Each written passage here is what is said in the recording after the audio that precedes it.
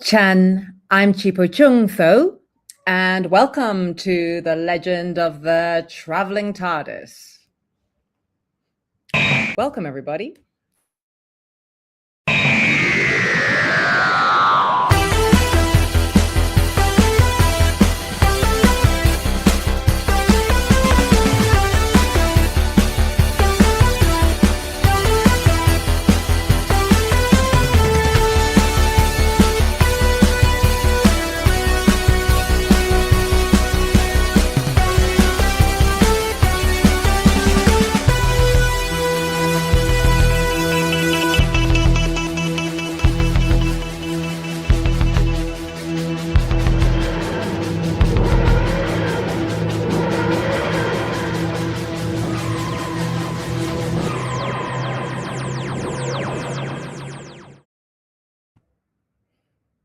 Chen. Hi, everybody. I don't know how Chiba did a better job than I'm far gonna ever do. Welcome to Legend of the Traveling TARDIS, folks. Welcome, and welcome to a new episode of the Legend of the Traveling TARDIS and our new numbers that we've just acquired just recently. So for everybody who's hit that subscribe button, thank you so much. Today we've got a special guest with our interview with Chipo Chung, who made 2 appearances on her debut over at Doctor Who, and I think she said it was like 20 years ago, where she played Chan Tho, and I'm not going to do that anymore because it's too early for that over there. And she also played the mysterious teller in Turn Left. So she was in 2 episodes, 2 more episodes than I will ever be in so far on Doctor Who. So I'm very excited about that, and we're going to be bringing in our guest in just a few moments. So everybody who got up with us, thank you so much for joining us, and welcome to the Legend Traveling TARDIS. And if you're one of those that just hit the subscribe button and see what we're like, thank you so much for subscribing to us. So welcome there. Let me go ahead and bring in the panelists. First of all, we're going to start with Sean, in no particular order, because we are well, you know what? It's 5 a.m. here right now. Yes, thank you. Good morning to you too as well, Sticks Boy. Thank you. Sean, how you doing there, my friend? I'm doing great. I'm really excited for this interview. It is very early, but it is definitely worth it. Yeah, it's always worth it with our guests over there. But yeah, I just you know what? As Melanie would love for me to do, I've got a special cup of coffee right here. One of our sponsors. It is Coffee Shop of Horrors, and this is their Nut House. I'm still trying to get through it, so there's a lot of this purchase, and we're going to be selling these at our upcoming conventions, including, we'll make those announcements a little bit later. But luckily, we have 3 now, and possibly a 4th convention coming up. We will announce the other 2 conventions as the day progresses. Or time progresses. And speaking of which, let's go ahead and bring in the lovely Melanie Dean. How's it going, Melanie? Doing quite well. I'm actually making sure I'm focusing on my mute button for once. Excited for this interview with Chipo. So I mean, yes, maybe it's been 20 years since Doctor Who, and I know we've all got little questions here and there, but you know, some of our current work, I'm a huge fan of her watching her in Silo. So very excited to chat with her today. Very good. And don't forget, you're more than welcome to go into the chats if you have any questions for Chipo. Of course, super chats are always welcome, and whoever puts in the super chat, if the question's clean enough, we'll be more than happy to ask Chipo for you on your behalf out there. Speaking on your behalf, there's Tom, the Lord Amagon. How you doing there, Tom? Tasty cakes. Good morning, sir. Stretch it. Morning. And I thought I was in a dark room. What the heck's going on back there? I turn the lights on at 5 o'clock in the morning. Oh, okay. Don't wake up the neighbors. In the dark. How you doing, Tom? Who sang it? Katy Perry? I'm awake. Yes. Old, but I'm awake. Waiting for Tom it. is quite the conversationalist this morning. Yeah, exactly. It's 5 Am I a.m. ever? Yes. Go back to sleep. Absolutely. Speaking of conversationalists, welcome the lovely Dave Chapman. Dave, you Hello, played a hello. game just yesterday. What was that? The Doctor Who Lost in Time. Lost in Time? Mobile game. It's a idle game. It's not great for streaming, I've discovered, because I'd never played it before. I'd never even opened the app before streaming. And thank you, Christian, for letting me crash the Traveling Tardis streams as well for that. So if you didn't get a chance to watch that, you can pop back after this episode and take a look at Doctor Who's Lost in Time. See what that's all about if you've ever been curious about that. So if you're interested in Lost in Time, the episode is here at the Legend of the Traveling TARDIS. It's part of the Game On series, a playlist that we have, and that's sponsored by the rathole.ca. So we're very, very thankful for Dave when he plays games occasionally, especially when he plays Doctor Who stuff. That all the stuff that's out there, you can check it out now, and check out the rathole.ca over on the YouTube channel. Please. And last but not least, we're going to be bringing in. Sorry, coffee gets me. We're going to be bringing in the lovely Gadget. Not much on the Who Knew news, but definitely we're going to a little bit to talk about. And we're going to go over the birthdays, and Chipo will be part of that if she wishes to be part of the news. But without further ado, Tom, take us to the news, please.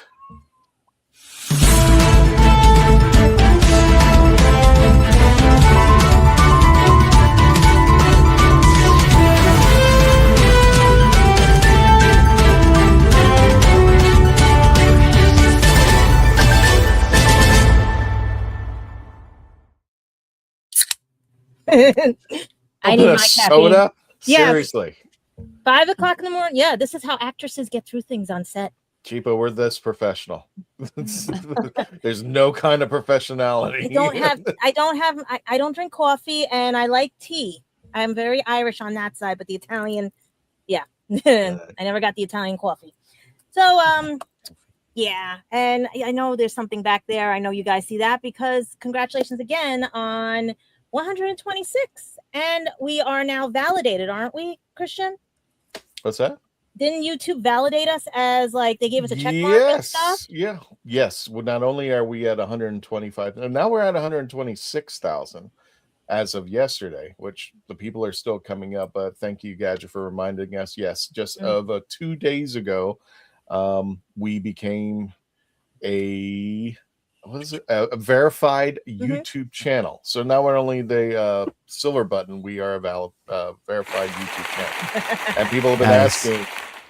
People have been asking me, what does that mean? I said, we have a check mark by name. We are legit. Don't know how it happened, but we are legit. We are legit. And everything. Maybe now they'll take us seriously at conventions. No, they especially won't. Here in New York. Nobody's Gadget. Nobody's going on their phone and checking this out. Gadget, I didn't get I was muted at the time, but I wanted to tell you, after that intro music, your little like sodas, like the little right after the music, it was like perfect timing.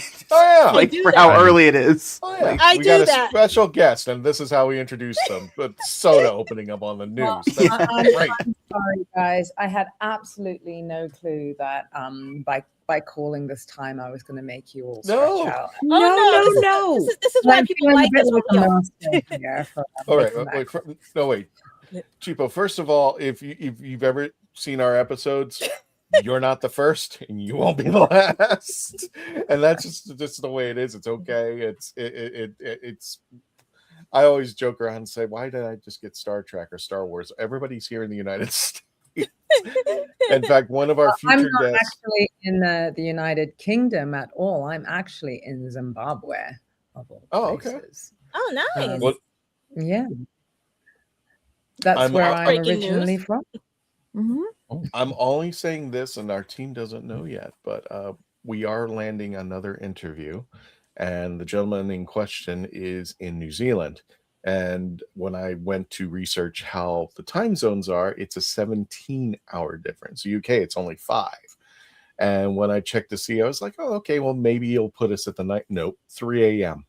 Eastern Standard. I'm like, That still works for me. so that's why I got the Just fill up coffee. 3 a.m. That's why I got the coffee. So I it's got okay, Chipo. It's okay. We are so used to this nonsense. Especially when we do our happy birthdays and everything, especially with Catherine Hicks, who is of Star Trek fame and also Seventh Heaven, Child's Play era. She actually turned 75 years young and does not look like it. Anytime you see her, she is like the sweetest person going and everything, but she has given up acting in 2022 or 2023.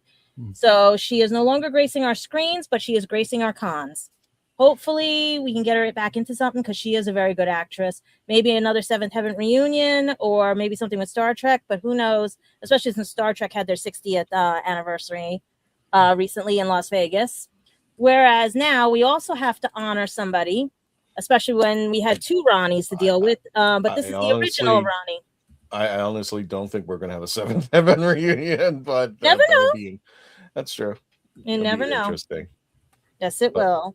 But like I said, we had to deal with 2 Ronnies recently, but the original Ronnie did celebrate a birthday on August 10th, 1939, but she did pass away March 30th of 2014, but she was from stage to television. She portrayed a lot of character actors and basically graced our screens. A lot of gentlemen liked seeing her in The Vampire Lovers, The Horror of Frankenstein, as well as Corruption, The Brothers, Howard's Way. She was a very versatile actress, and she is long missed. But I think they did a pretty good homage to her, even though the series didn't go the way it was supposed to, but they kept her like essence around. But she was the original Ronnie, really cool and stuff. And since we are light on news because of what's going on with the wilderness years and everything starting, basically we did get treated to something really cool and stuff. If you were in Forbidden Planet, I think it's London's Forbidden Planet, you got to meet Jo Martin, and she was signing the Fugitive Doctor signatures all over the Circuit Breaker series. From it is that early, from the Kaleidoscope, and there was another book that they were charging $14.99 pounds each from Titan Comics.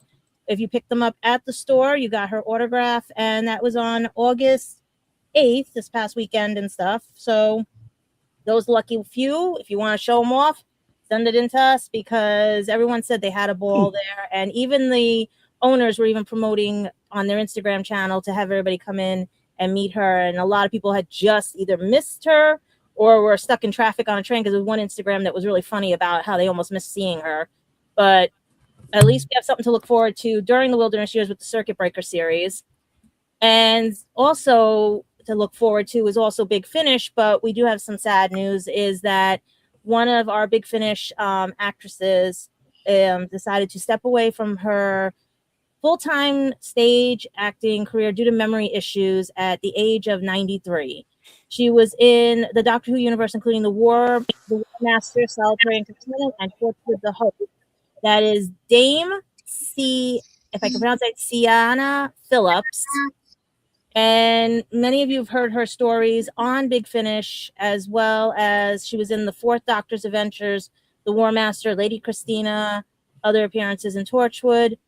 So all power to her, understandably, and everything and stuff, that it's sometimes you have to know when to walk away. But something broke today about our time here in the States 29, 30 minutes ago, but it was on at 9:30 this morning, that even though Big Finish has already let us know that Billy Piper and Christopher Eccleston will be doing adventures and everything, they now welcome Good Omen star Dune McKinnon, if I'm saying that right, to the cast and everything. And the award-winning, the BAFTA-winning actress who starred as Archangel Michael in Good Omens is joining the voice cast of Doctor Who, the 9th Doctor's Adventures, Dark Tide, as Dr. Vivian Rest, the sole survivor aboard a long mapping ship that drifted back into normal space.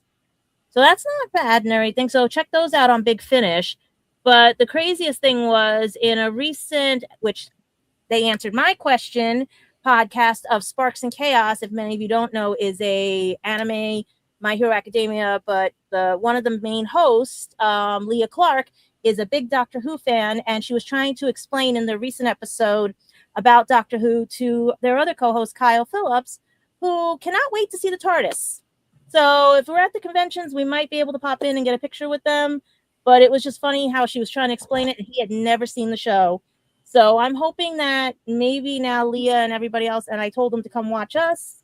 They'll probably pick it up on and see how it is and everything. But with the Wilderness Years, we can bring more people in because now AMC is still running. So make sure you get your subscriptions to AMC Plus so that you can watch the episodes that you missed and everything. But otherwise, there hasn't been really any news. And the only other thing I did see right now, as it's popping up on my screen, because this is what happens, we're up at 5 a.m. It wasn't them approaching David Tennant about Dean Devlin and the thing. It was two separate topics that got merged, and some of the podcasters are merging it together when it was two separate topics. So that I'm still researching right now, guys, that if they approached each other. But right now, as far as I knew, it was two separate topics. So as for the news, anybody got anything else? Because we basically, and a certain convention has been asking people to get their tickets for Long Island Who, because it will be their last year while the Wilderness Years is going due to costs and everything. So if you guys still want to check out some of the doctors or the cast or anything and stuff, feel free to partake to their channel page and everything on X, on regular Facebook and everything, and see if there's any tickets left before they all go out. All right, but guys, anything? So Li Who's going to be is going on a hiatus now because it unfortunately it checked its final. It's being put out to tender or whatever you want to call it out there. So yeah, if you get a chance, this is, I think it's this weekend or next weekend. I'm gonna recheck, but I think it's in Holtzville, New York. And let me just pull it up real quick, because like I said, they have been announcing so many things like and guests and everything right now. So let's see. I think it was Li Who is going to be. Really, I think the internet is already stopping it. No, that's fair. Yeah, let's see. It's going to be I am very surprised they didn't put the dates up on the internet. It is okay.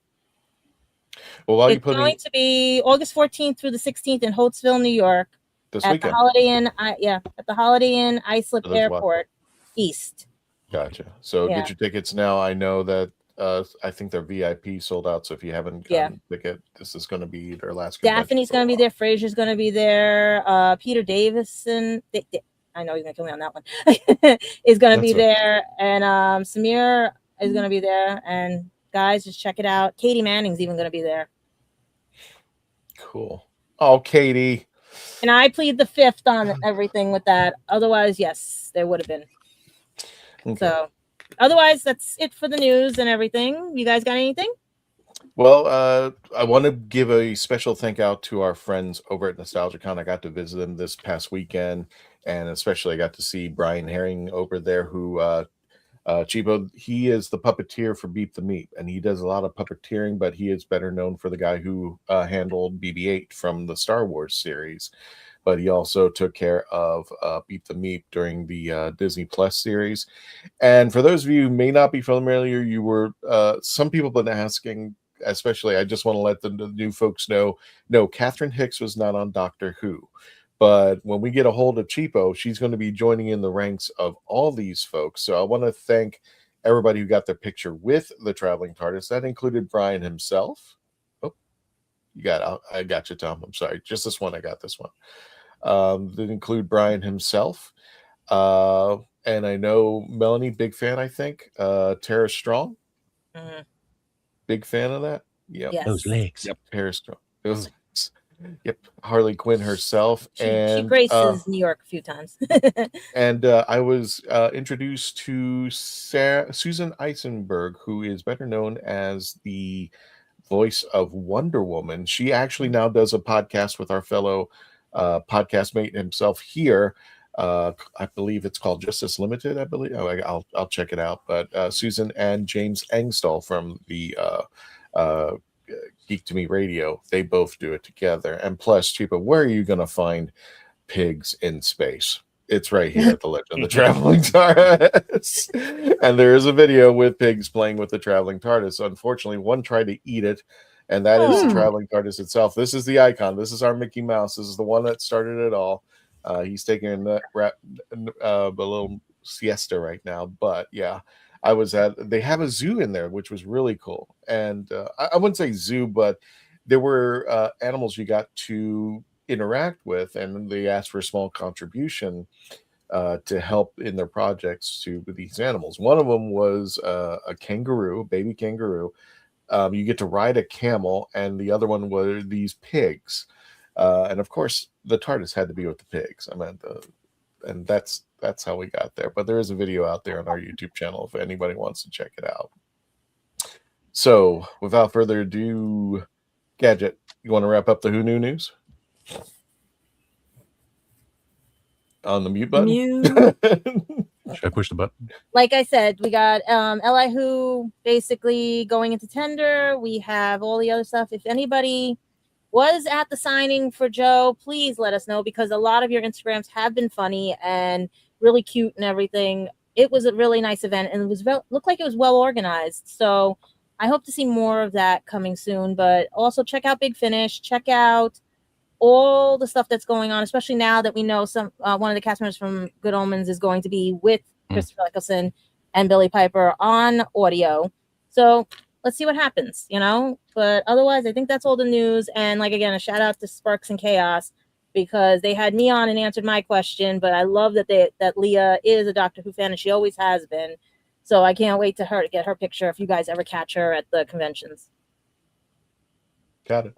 All right, Tom, take us out.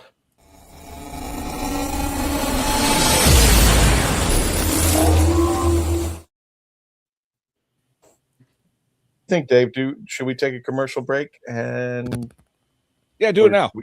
Do it now. We don't have to worry about. GB, you okay? We're gonna go ahead and get paid. Cool beans. You got it. All right.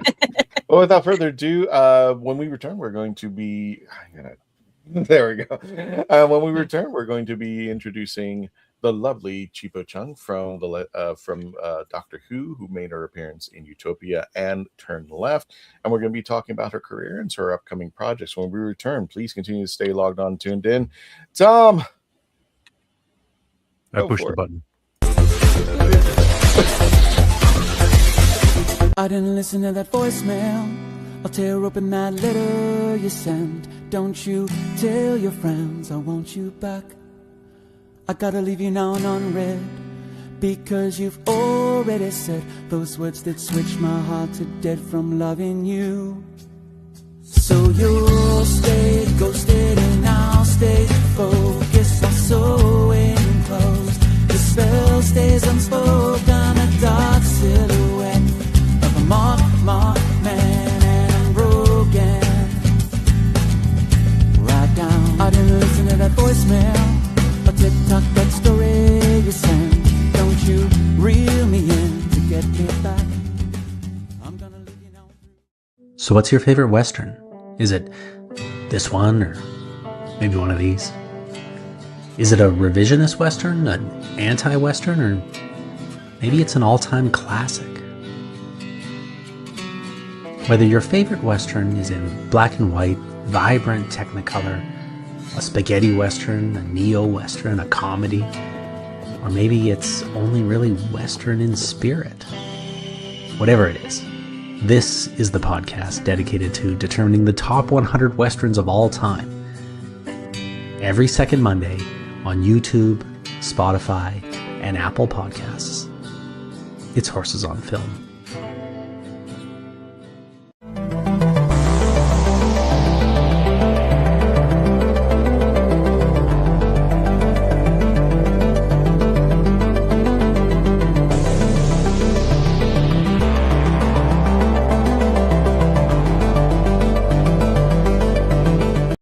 Tired of toxic fandoms? Do you wish we could go back to being happy? So do we. We created the Happiness Patrol to get away from all of the toxicity in fandoms, in life, and so we decided we wanted to do a show about something that makes us happy. And in our second season, that's movies that make us happy. So join myself, Cameron, Scott, Jessica, and Melanie on Happiness Patrol at youtube.com/@happinesspatrolshow.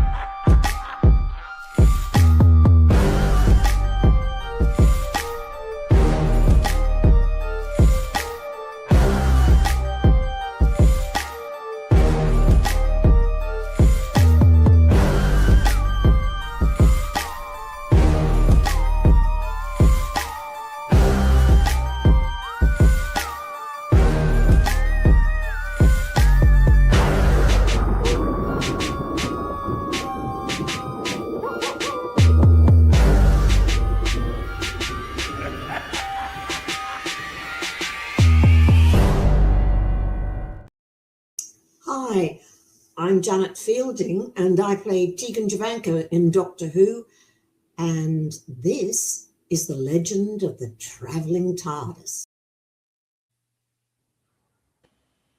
Back to the Legend of the Traveling TARDIS, and for those just joining us, welcome to the Legend of the Traveling TARDIS. Over 126,000 YouTube subscribers. Thank you so much. Now certified. And this moment, I still have no idea what that means, but we're enjoying that little check mark by our name. And welcome back. I am Christian Basil here, the host, and we got our team of fellow panelists and a lovely special guest, Chipo Chung from Utopia and Turn Left in our studio. What was that? Really? Right, well, welcome back over there. Speaking of which, yeah, I'm using my coffee, and today it's the hazelnut nut house from Coffee Shop of Horrors, and we will be selling that at Tom. We will be selling that. Shush. You gave him control of the buttons. Yeah. I pushed the button. So you're asking me to cut it off? Okay. There you go. So yeah, Chipo, do you drink coffee? Sure, I drink coffee, but I'm on a cup of tea at the moment. Okay. What's your yeah, I'm a little bit. It's a little bit later for me. It's about 11:30 actually in Zimbabwe, where I am. Okay. I mean, you drink tea. But what's your cup? What's your favorite preference of tea?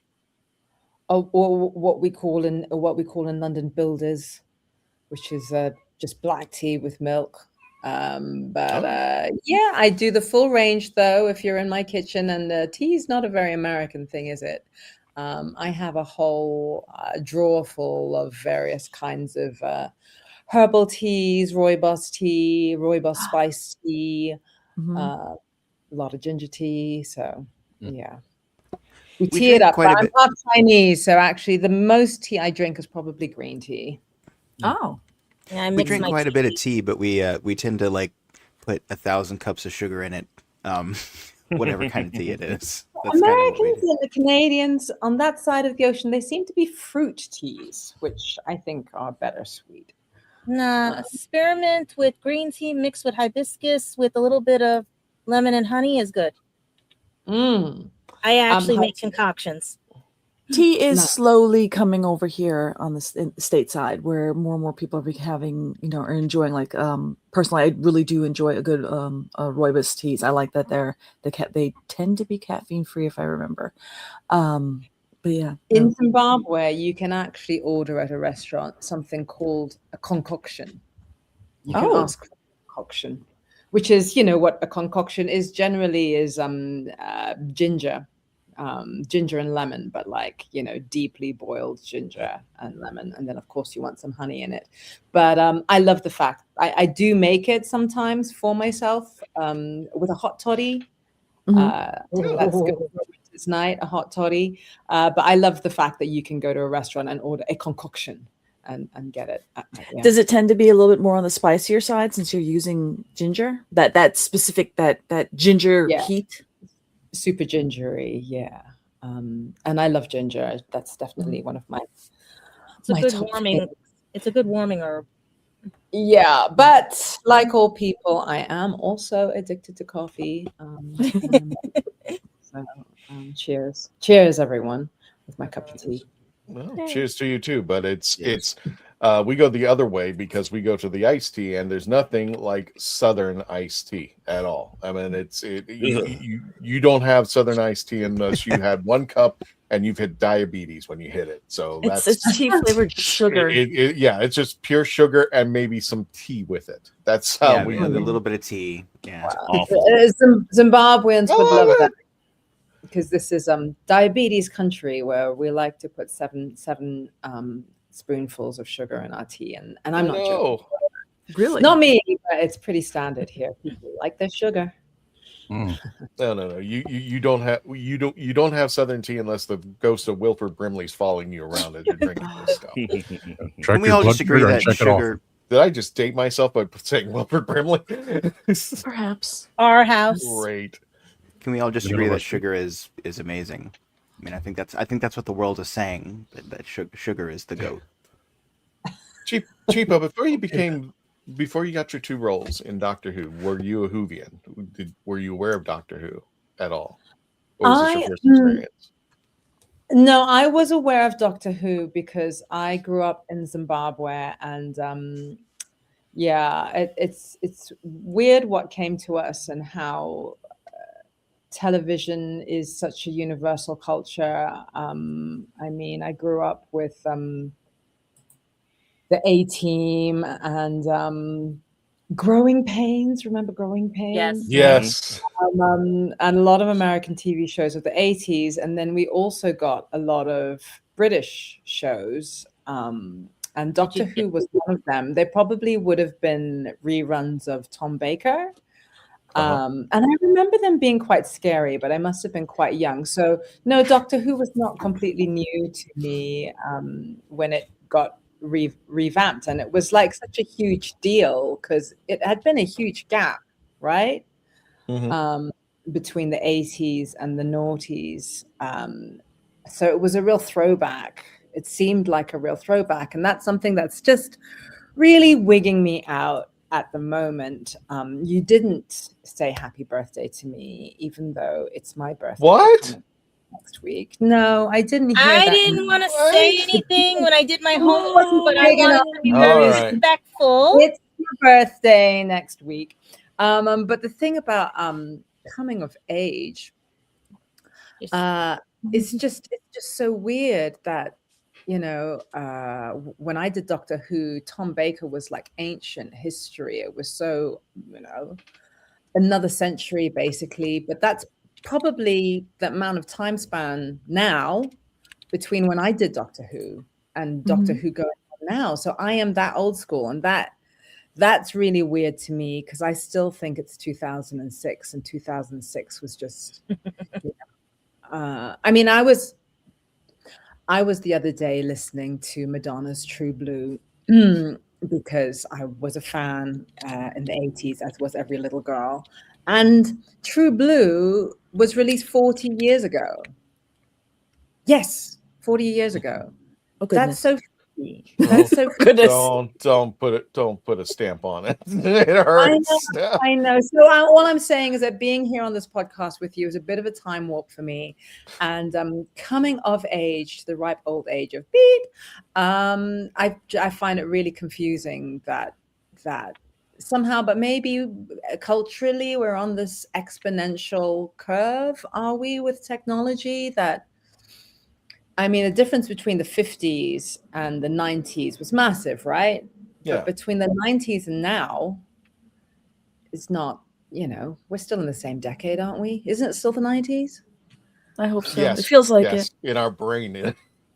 In the clothing of what everyone's wearing now, the younger generations, I'm looking at them seeing the same pants I loved and other blouses and tops, and I'm going, oh, good. The stuff I grew up with is in fashion all again. of those.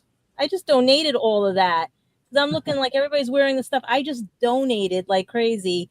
Bags of old clothing from the 90s, the 2000s, because when I did background acting, I always had doubles of every outfit.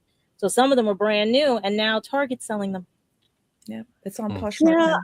I mean, freaky when I was in college in the late 90s. Like the vintage stuff was late 70s, early 80s stuff. So that's going back 20 years. Is it 20 years to be vintage? And now vintage would be from like 2004. And a lot of the Doctor Who fans, might have been born when Turn Left and Utopia came out, which is it's just crazy. It freaks my mind out. Chiba, I don't know how the radio stations work, or I don't know how radio works over at in Zimbabwe, but here in the States, I remember when they had the classic radio shows down here. What would happen is you would hear the classic radios, the hits from the 50s, 60s, and 70s. CBS FM 101.1. And when the 80s got shoved in there, I was like, I'm going to wrap my car around a tree right now because this is not happening. And it was just like, oh my God. So Jump and Van Halen and all the guys that I grew up with, they're now classic. I'm just like, whatever. So I totally understand. When we look back and just like, oh, it's 20 years. Oh, it's 40 years from now. Just like, and Sticks Boy, you're giving me tremors now. I'm having a slight anxiety. I'm sorry. 2066 is as far away as 1986 was. That's just freaky. Oh no. I think one of the strange things. I think one of the strange things too is when you realize when you get to that age, and it happens to people multiple times in adulthood, when you're like, oh, I'm not the target demographic anymore. Like I'm not the cool hip age anymore. Like they think of me as like being older, and then like it happens again, and you're like, I'm not in that group anymore. Like it's weird. Like I'm only in my 30s, and I've already experienced this. Like moving out of my early 20s to my early 30s, it's like, oh, like the media doesn't give a crap about me anymore. Like it's just so interesting. Feeling like, I don't know, like the feeling of like time, I don't know, like thinking about like 2007 being almost 20 years ago. It's just a crazy thought. You know what I mean? You are no longer the target demographic. Yeah. So Chipo, now that we're on memory lane, let's go ahead and take you back 20 years, back to the moment that you got the role of in Doctor Who. You get it twice. What was your feeling at the time that you got the role of Chento? And it was a super big deal for me. It was my second TV job, and the first one I just got in a few months. So it was very, very early in my career. And at that time, I was trying to buy my first apartment, and it was a game changer for me, that period, because it's horrible being an actor, because it feels like being an actor is like a popularity contest. And when I was younger, there was always, you have to, I hope they like me. I hope they like me. That's what you hope. I say that every day on this show, so it's okay. We do like you, Christian.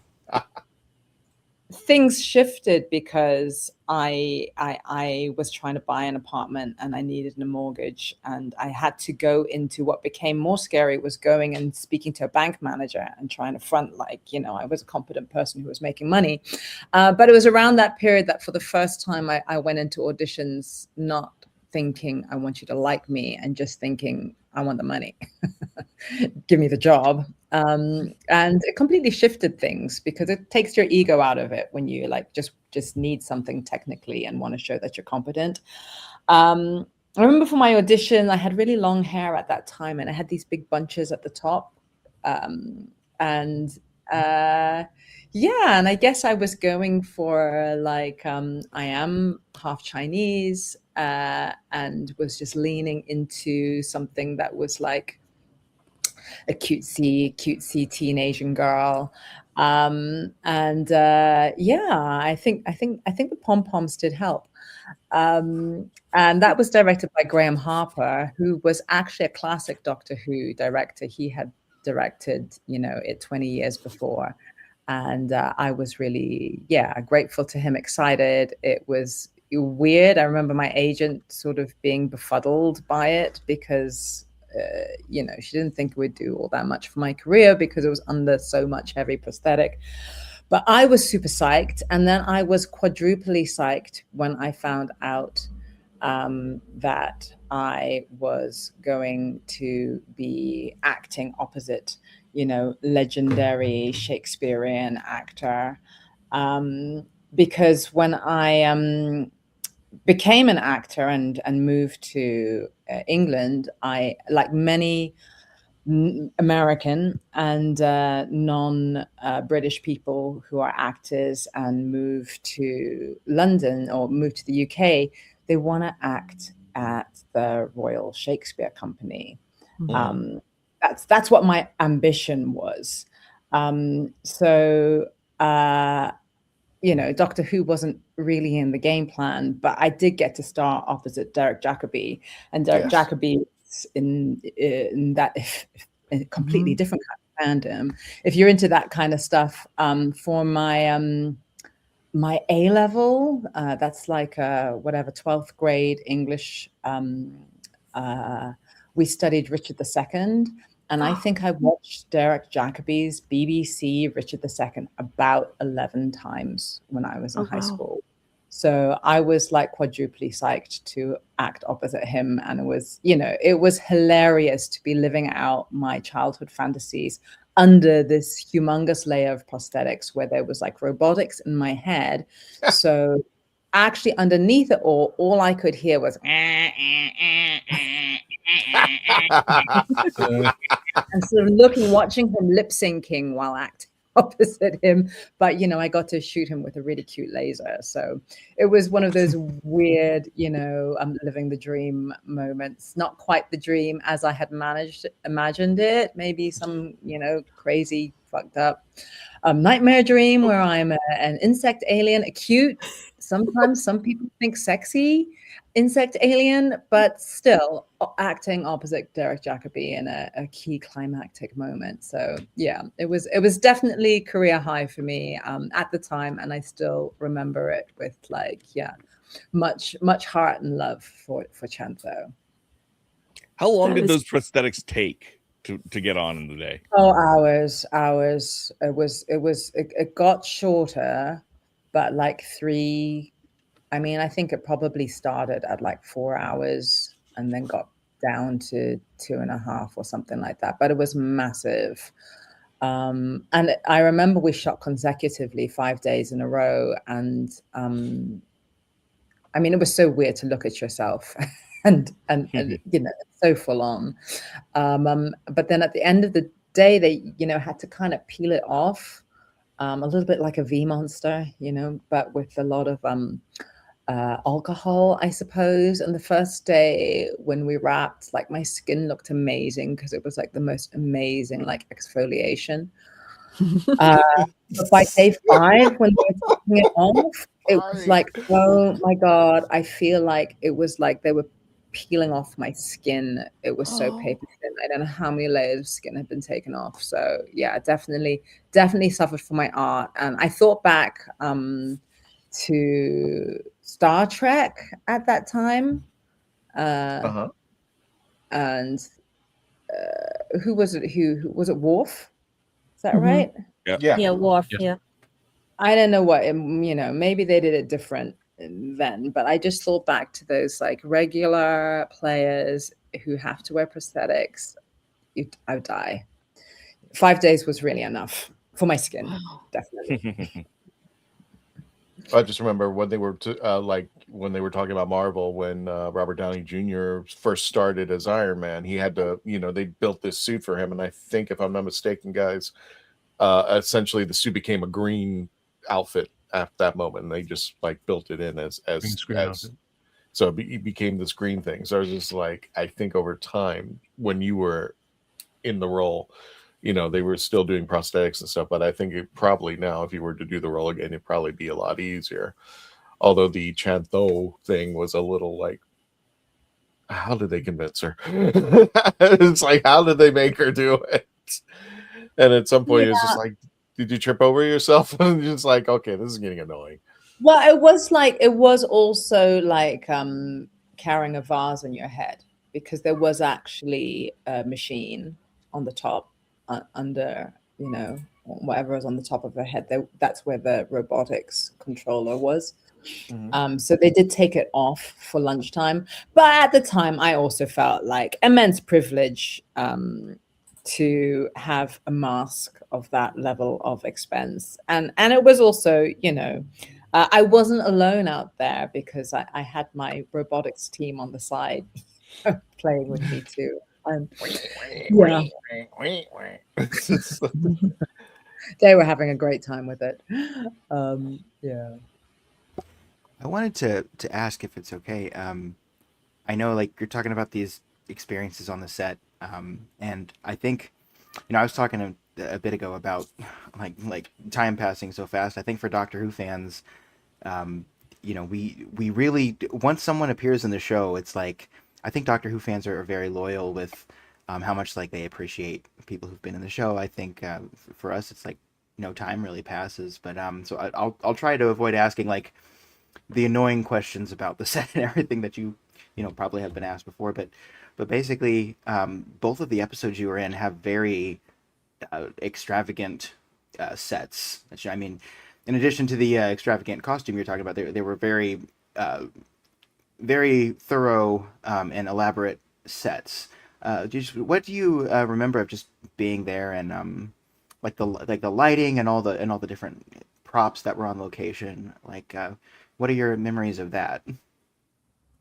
I mean, because she was under prosthetic, it was important that she had the right lighting, and it was, some things were weird, like, on television, stillness counts for a lot, but she couldn't be too still. Graham was like, you have to move because otherwise the mask sort of deadens. And it was the same with the light. So there are some publicity photos of Chantho that I absolutely hate. In fact, I don't hate the one that you just showed, but this photo, exactly. This was taken when we were rehearsing. So the light is not right. It's not hitting right in the way that it actually does during the show. She doesn't look as, there's something kind of attractive about Chantho, but she doesn't have the right lighting on her, she just looks like a big blue turd. So I was a little frustrated that some of the publicity photos were taken in these in-between shots. I mean, I remember going to one convention and they had this, like, you see, she's kind of attractive in the right light. They had this photo up. I would think it's a contribution to you being attractive and bringing her into the right light. Exactly. No, the light really counted, but I had to sit underneath this huge poster of me looking like a blue turd, which I was not very impressed by. But yeah, in general, production design, I think, is like the most underrated offering that film crews give. It always sort of bewildered me. My first big movie, which was sort of around that time, was as Icarus in Sunshine, the Danny Boyle film.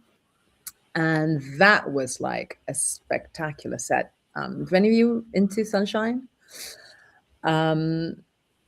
It takes place on a spaceship, and it was my first time on a big movie set. And I was just amazed that you could walk through what seemed like miles of set and everything around you had such a level of detail.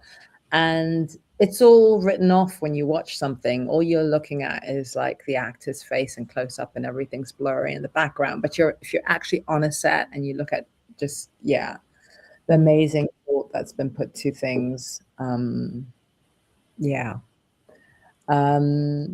The fortune teller was, kind of fun. I mean, it was kind of sending it up. I mean, I was kind of in a panto outfit. She was kind of like a panto fortune teller. And and that's what is fun with Doctor Who, is the chance to send things up and be theatrical. I think there were some actors in the British East Asian community who gave a little frown at it, and how are East Asians portrayed, but others recognize the satire of it. And I did really enjoy sending that up. I was actually directed by Graham Harper, the same director, and they called me back in for it, and it was, you know, I think I did read for it, actually. I think I did read for it, but I remember we did this read through for Turn Left, and it was in this, I think it was like a church hall, and it was this big, huge room, and we had like massive cast, and then behind the cast, like a massive amount of production folks who were there to listen to it. And I identify. I mean, now my agent even says, "Well, Chipo, you're known as a television actor," whereas I've always identified as a theater actor. And given an audience and given this big hall, I really did send it up. And Graham called me that night and was like, so Russell and Russell wanted to send you a message, and he just wanted, you know, he's suggesting that you just tone it down a little bit. And this is Russell T Davies, obviously. I was like, oh, no, that's fine, Graham, fine. Like, just how much do you want me to tone it down? And Graham says, about 80%. Speaks to how big the Chinese fortune teller had gotten. Which is one of my. You were performing for the mezzanine and not the camera. Yeah, I was performing for the stage. Which was your favorite theater company? Which theater company? Yeah, which was the one that you? Because I see you worked for Royal National, the Royal Court, and everything, like Liverpool. What was your favorite? Like, what gave you the best energy? Love their Royal. I worked for a couple of years with a theatre company called Out of Joint that did political theatre, and that's the play that went to the Royal Court, and that's an amazing stage. I mean, just to stand on that stage, I can't really describe what the feeling is as an actor of being held in that way by a stage and the way the audience is set out. But my ambition had always been to be in the Royal Shakespeare Company, which always thwarted me, much to my frustration. But I finally did get to play Dido, Queen of Carthage. I was just going to ask you about that company, and that was another. I love being an actor, and I love the fact that you have these fantasies. They may take years to realize. Like, I think at one point my life ambition was to be in the Royal Shakespeare Company, and then when I was at drama school at RADA, I realized it was a pretty kind of achievable life ambition to be in the Royal Shakespeare Company. And of course, because I had said that, I never got in. So when I did get in, it was a big deal for me. And I was really pleased that I was in a play that had never been performed at the Royal Shakespeare Company before, Dido, Queen of Carthage. They'd never done that play. So it was kind of like doing a new play as opposed to playing Titania for the 570th time. And I love the fact that she was an African queen, because I'm originally from Zimbabwe. And yeah, I put a lot into that show, and fortunately had an amazing director and set designer, and it was that was a dream job. And the Swan Theatre, which is this kind of local theater. Yeah, it's kind of has a bit of that feel of the Elizabethan theatres, but it's actually an oval and enclosed, and there's a really beautiful. Yeah, I got to see A Midsummer's Night's Dream the year before, because I see you shot or did the play in 2017, and I was there in 2016 seeing A Midsummer's Night's Dream, and I love that theater. It was nice. It was beautiful. So when I saw you done this, it's gorgeous. Like, that stage is like, And it's even freaking me out that that's nearly 10 years ago, because that doesn't Tell me about that too. It's like, that was the last time I was in England. Arthur Miller says time bends. Mm-hmm. I would have loved to seen you in this. I would have loved it. Yeah, it was a very, very special job for me. But then funnily, I've practically not worked in the theatre since. And that's in large part has been for my own personal reasons. Of course, there was a crazy hiatus of COVID, but I also had a kid after that, and doing theater is just not. It has to be a really amazing part, because doing theater just takes you away from bedtime, and bedtime is so much of being a parent. So those years and go fast also, too. unfortunately, the theater doesn't pay, which yeah, when you have to pay for childcare to go to work, you actually land up just having your salary pay for childcare, unfortunately. So it's been a while since I've been on stage, but I'm grateful that it's been a busy few years in television, and that, yeah, since lockdown and all that, I kind of managed to steer through it, because I know. So is that why you picked Thomas the Tank Engine to voice, because of your child and everything, to show a different aspect of your acting career? Actors, yeah, they have been described as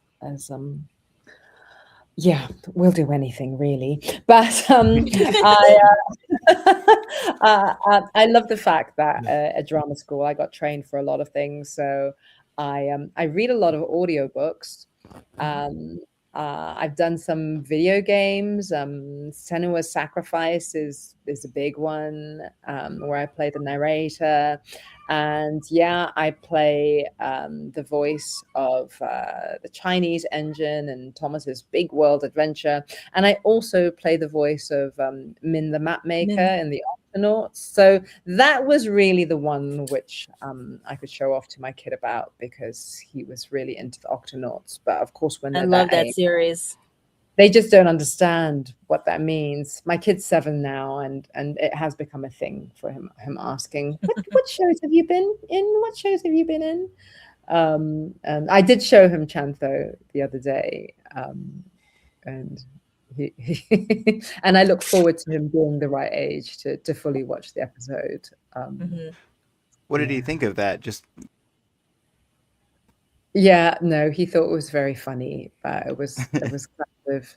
I think he hasn't actually seen me acting as myself on television, because he doesn't really watch grown-up shows.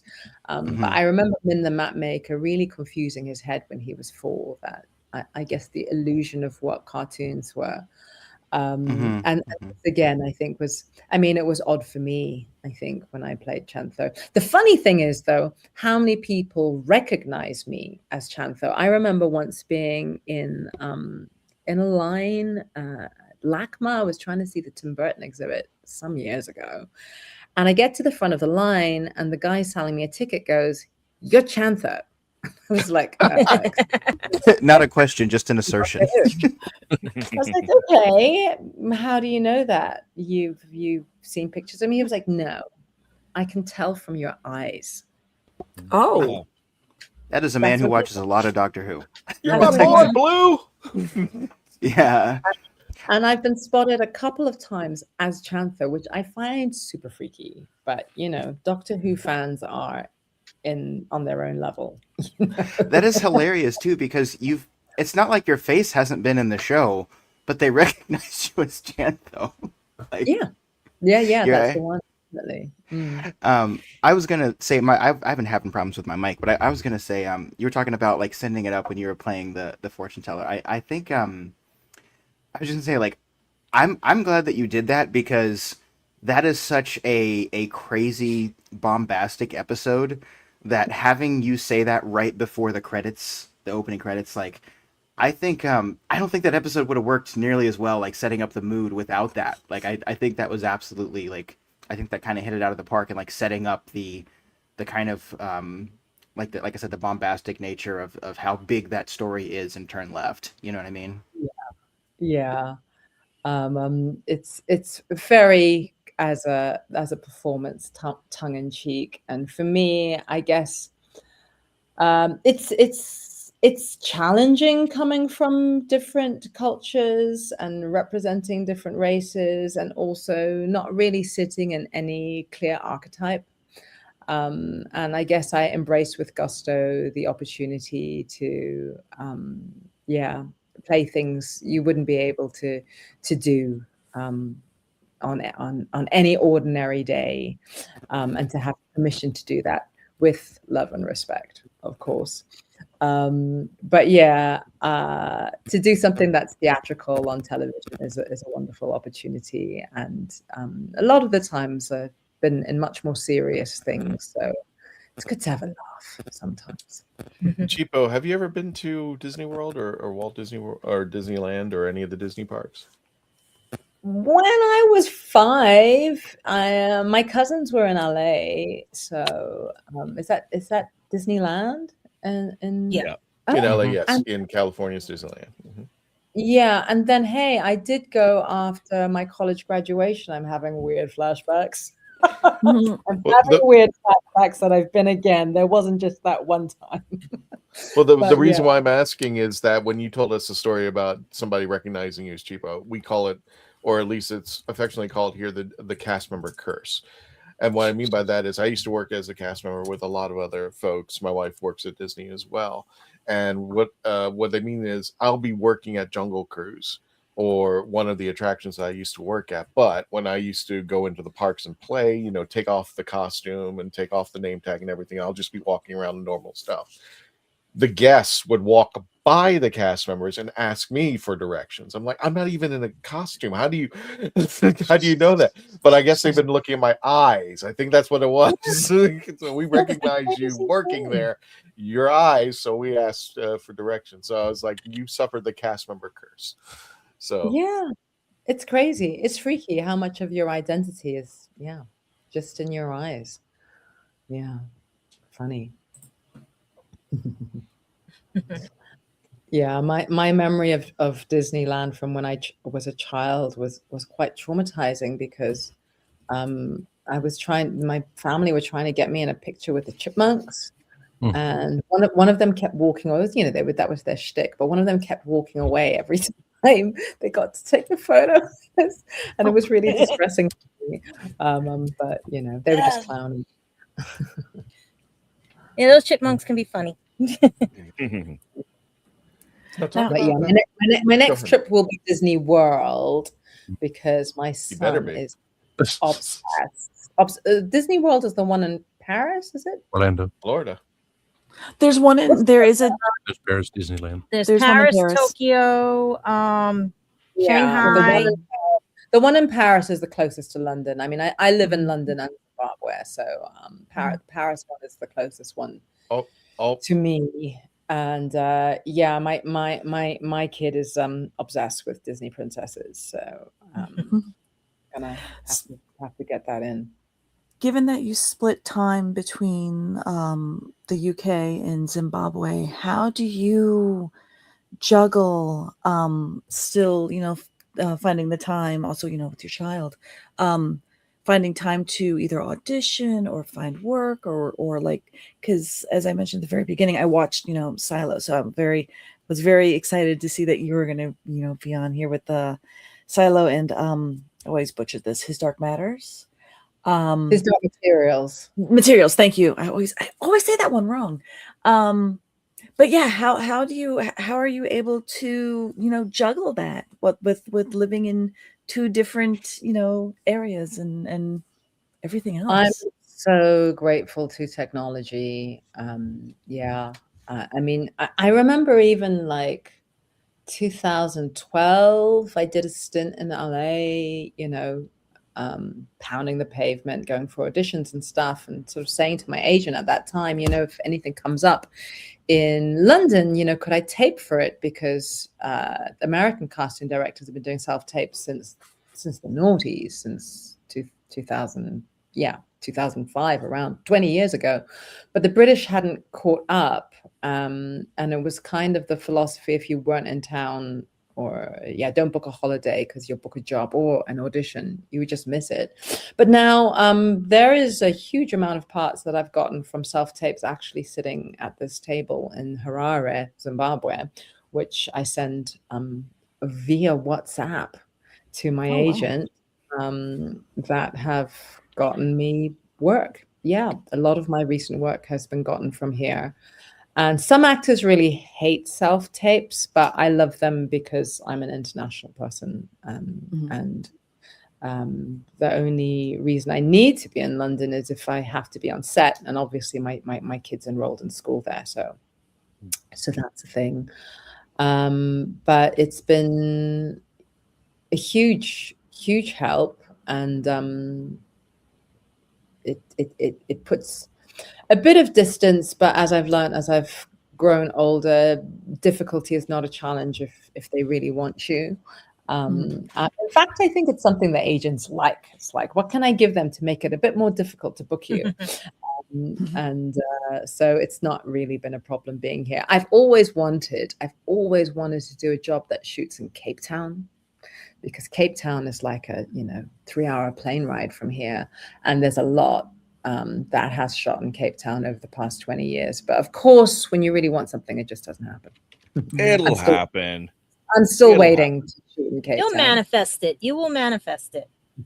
I mean, you manifest a lot of things. You're even an activist. I just found out and everything. Have you kept up with your activism, or are you starting new charities? Because I see your list of charities and they're really interesting. I just don't know if we can say them all on YouTube right now because of different terminologies. Let's put it that way. Because I read one of them that you did in 2020 and 2022. So I didn't know if we could talk about those. But even Envision Zimbabwe or Fourth World. Yeah. Well, no, I mean the charity I talk about is Pora, because that's like an established charity that I founded, and I've done so in the last 5 years. Because I had my child here, and my obstetrician was an amazing woman, and she was the chair of a clinic here called the Adult Rape Clinic, which unfortunately is a bit of a misnomer because they mainly treat and counsel young people and children. That's like 80% are like under 18 years old, and they give them psychological counseling and medico-legal counseling, but definitely medical counseling for all the kind of post-exposure prophylaxis that are needed for sexually transmitted infections and emergency contraception, that kind of thing. But they also counsel survivors for months after the event. So my obstetrician asked me to start a charity to raise funds for the clinic, which I did. And our charity is called Pora, which in Shona, which is one of the languages here, means to heal, but it's an acronym for Partnership on Rape Aftercare. And people can make donations to it in the UK on Just Giving, and in the States through a platform called Trust Bridge. If you Google Trust Bridge and Pora, P-O-R-A, Zimbabwe, you can find a way to make a donation. But yeah, it's been a labor of love and an amazing thing to be able to help. Because I think if we hadn't started the charity, the clinic wouldn't be operational. But yeah, because I grew up in Zimbabwe, a developing country, and I grew up with not massive privilege, as in I didn't come from there was something I was going to ask you about from your childhood, but I didn't know if you wanted to talk about that and everything with the situation with Zimbabwe and the camps and how it was when you were younger and stuff, because I know different cultures, different areas, people don't realize and they don't talk about this. They like what you just talked about, and a lot of people don't talk about it. Well, I mean, the unfortunate thing with rape is it's not a particularly Zimbabwean problem. In fact, when I talk about, I'm at the moment spending more time here because I'm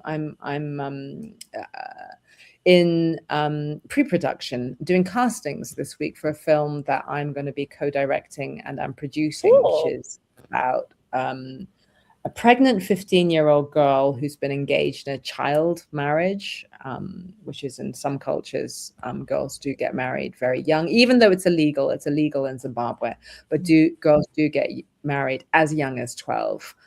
So we're making this film to raise awareness on the issue, and but also I hope it will be a powerful and evocative film. But when I tell people the story, a lot of my friends, be they British or be they American, just my buddies, like, why are you telling me this?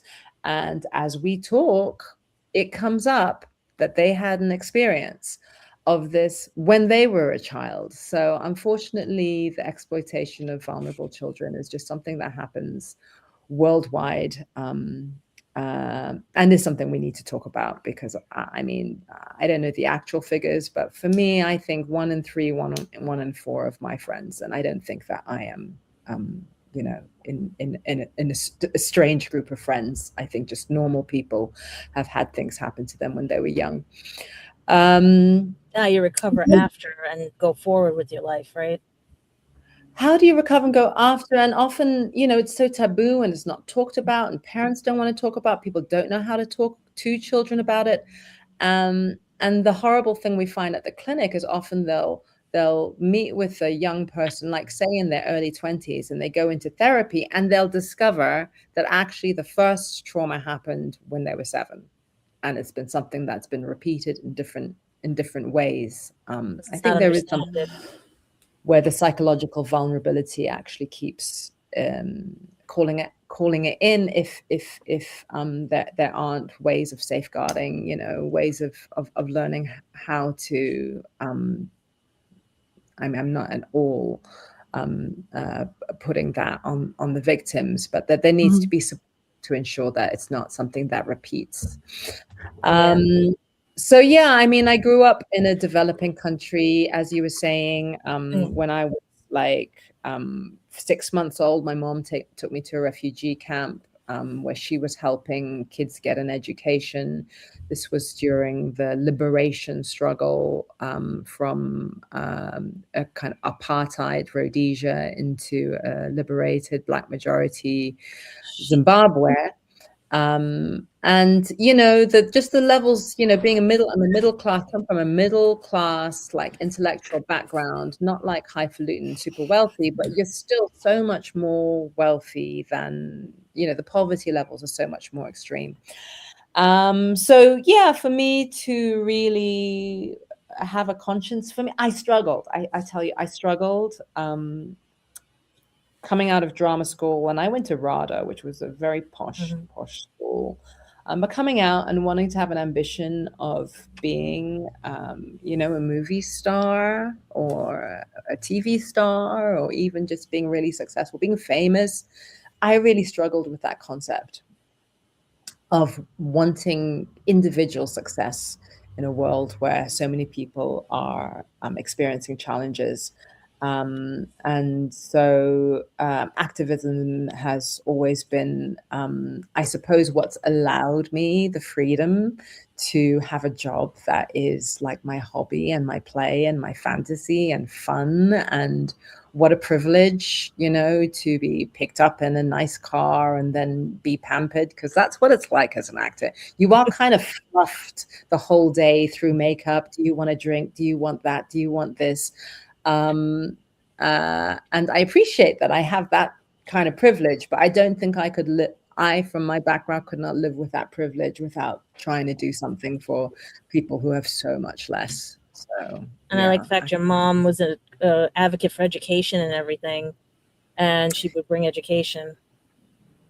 Exactly. Yeah. I think we went from, while my mom was working in the Ministry of Education in Zimbabwe, from like 4% high school education to something like 60% high school education, and to from, I can't remember the exact figures, but something like 30% junior school education to like over 100%, because there were all these adults who wanted to get primary school education. So yeah, I'm very proud of my mom, and she's also a big reason why I spend a lot of time in Zimbabwe. Is there anybody else? Well, Tom, yeah, Tom. You've been too quiet in the dark. I mean, shadow producing all these things, watching things fall as usual, because that seems to be the thing when I'm on the show. Everything falls in the background. So based on that, do you collect any little trinkets, massive amounts of things that's not necessary, or your child have interesting hobbies and such? Did you nick anything off the set? Yeah. Did you take the helmet home? I'm not saying anything about me. No.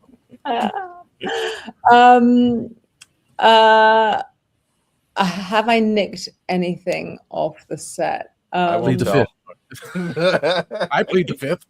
We won't tell. No, I mean, bless. No, the only thing I nicked from the Silo set was they have this board with a storyboard where the storyboard artist has written out all the shots, and I did nick one of the cards when we were complete. They generally go and like cross them out when they've got the shot, and I was like, no, I want this one. That, as far as nicking is concerned, I haven't stolen anything else. But I will say that Silo, they've been the most amazing employers in looking after the cast, and the best goodie bags. They beat everyone basically, with really beautiful and distinctive, like Silo appropriate reminders, which cannot be resold, and which I just keep close to my heart. Very lucky. I think the first year, the modeling department gave all the actors a little model of the Silo stairs, a baby one, as a memento, and that's just a really beautiful work of art. And it's such an amazing show in terms of like that is an amazing world show in terms of production design. I did this thing trying to raise money for my charity earlier this year, and all of the producers at Silo were super helpful, and Rebecca Ferguson was absolutely lovely in like helping me auction a day on the set of Silo, which was won by two guys who were, I'm going to get the term wrong because I'm so bad with science, but they basically are electrical workers that like they climb up the electrical poles and fix electricity. Gaffers, I think. Maybe gaffers? No, not on sets. No. In real life. Oh, lineman. Lineman, is that what it's called? Lineman is the term in the States. Yeah, in like industrial electrical repairmen climb up poles and who deal with electricity. Yeah, so they were actually real mechanicals, which I loved. So I spent 2 days. I spent a day on the set with these two guys, giving them a tour because they had won this online raffle, and it was really eye-opening for me because when you go on set, you're sort of going to shoot your scene. And you're being prepped for your scene, and you come into the world and it's as you imagined it. But when I did the tour, just behind the scenes, there's, however many other sets, which are all in a different state of having lighting tests done on them, having paint work done on them, having the scenes that were shot last week are done. So now we're completely repainting and graffitiing it. So it looks like it's a different, if you've watched Silo so far anyway, there've been a couple of Silos, and you would see what Silo 17 and 18, that they would shift and change so much, and it blew my mind. And this was like in the last few weeks of the show, and the fact that we were in 2 studios with multiple stages in each of them, it absolutely blew my mind how much work and industry is going on, not just on the set you're on, but on the 5 other stages in the 2 different studios. It was crazy. Gotcha. And yeah, a very, very special show, which actually took me from, we were talking about lockdown. I think that was his Dark Materials and Silo took me out of lockdown. And yeah, and I only completed on Silo this year. So I'm very grateful. Chipo, did you we're coming to the end of the show. Were there any other projects or anything that may be coming up down the line that you wanted to let our audience know as of August the 11th when we're filming this live? Is there anything that people can catch you or where people can follow you on your social media presence? Oh God, what are my social media handles? Yeah, please follow me. I'm in Silo, and we've got another season coming out next year. And I can't really plug the other show I'm in because I didn't think you're meant to do that. So yeah, at the moment, what I'm practically doing is prepping for directing my first feature.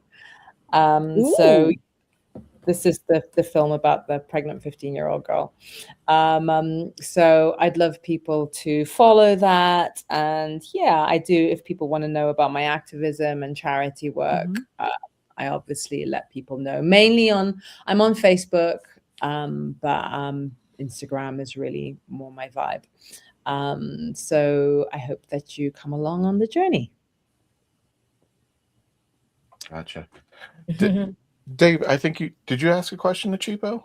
We're just about to wrap up. At the beginning, I did. Yeah. Okay, cool. All right. Well, I haven't Chipo, just been sitting here quietly.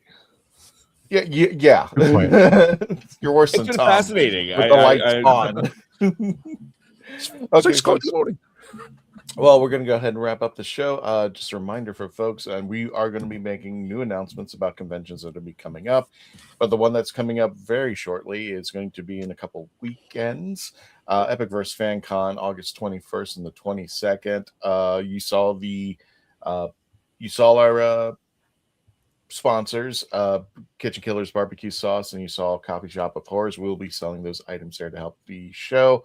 It is free entry and free parking. I'm just going to take the banner down so we can show everybody the location. It's at 522 Dog Track Road in Longwood, Florida. The admission's free. The parking's free. So there's no reason not to come out there, and we're going to be geeking out, having a great time. And for those of you who want to stop by and talk Doctor Who, by all means, please come on down, and we'll see you right there. Also, September, I don't know why it's not going up here. September 25th to the 27th, we're going to be at Ancient City Con. It's going to be me, Melanie, Chrissy, the Daleks of Florida, the Tardis.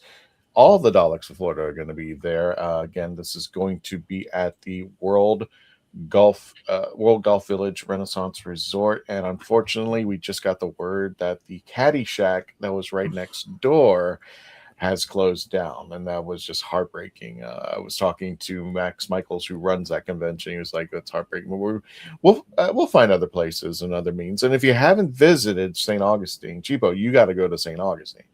If you're going to visit Florida, this has got to be a stop on the way because it's the oldest city in the United States, and ghost tours, pirates. It's just a beautiful city just to enjoy. AncientCityCon.com. It's very relaxing. Yes. Oh, relaxing pirates. All right. It's historical. It's small. It's quaint. It's the oldest city within the United States. It made its 500-year mark. But yeah, it's a nice little respite from the rest of the tourism of Florida. Wait, it's 500 years old? Yeah. Yes. Oh, oldest crazy. city in the United States that was founded, and it's España. There's a lush history about that. From curious. You got to check it out for yourself. But by any chance, if you're in St. Augustine in September, Chipo, you can come and visit us at Ancient City Con. Get your tickets now on September 21st to 27th, and please make sure if you're going to be staying in the area to book your hotel stay as well, because you can stay over at the World Golf Village Renaissance Resort. And finally, I got to read this, sorry, at parallelworldevents.com. This is being sponsored by our newly married friend, Jessamine, I guess I can say Campbell now. This is a Doctor Who celebration. This will be their first. It's going to be taking place Sunday, 15th of November. Why you guys put the dates that way, I have no idea. But Joe Martin, Sylvester McCoy, Katie Manning, Wendy Padbury, and Michael Trout are already there. We're going to be, I'm hoping we can invite Jessamine back to go more into this. Usually this is Mark's thing, but parallelworldevents.com. Please check it out. Get your tickets down. Tell them the legend of the traveling TARDIS sent you. And without further ado, we're going to go ahead and wrap things up. Chipo, if you can just stay a few moments after the show ends, we'd appreciate that. And by all means, this is also an invitation to come back anytime you want to. If there's anything going on, or if you want our audience to know, if there's any special projects or shows or movies that you might be included in, please come on back. We welcome you back there. Did you have any last minute things that you want to say before we end the show? Chan, thank you, though. It's been fun. Chan, thank you, though, as well there. And one of the things that we do, especially, are you familiar with the actor Simon Fisher Becker? I'm not. That's okay. He was one of our panelists. He played Dorian Moldovar, the blue guy, the big blue guy in the Matt Smith era. He used to be on this show as well. He used to be a panelist, and unfortunately, he passed last year. So one of the things we want to do every episode is to make him a part of the show. He's in the other corner right over here. There we go. He's over there. There we go. He's in the corner. Oh, there we go. He's in the corner right there. And we just ask everybody to say goodnight to him. So, Chipo, if you could, on behalf of everybody here at the Traveling TARDIS, just say goodnight, Simon, to start things off. I'm going to say good morning, Simon. That's true. Good morning, Simon. Simon, and enjoy a cup of cha. There you go. And thank you, folks, for joining us. We will have a new episode next week, as we normally do. Keep an eye out on our conventions. And thank you so much for joining us. Thank you, Chipo, for joining us as well. And without further ado, until the next adventure, Tony, take us out.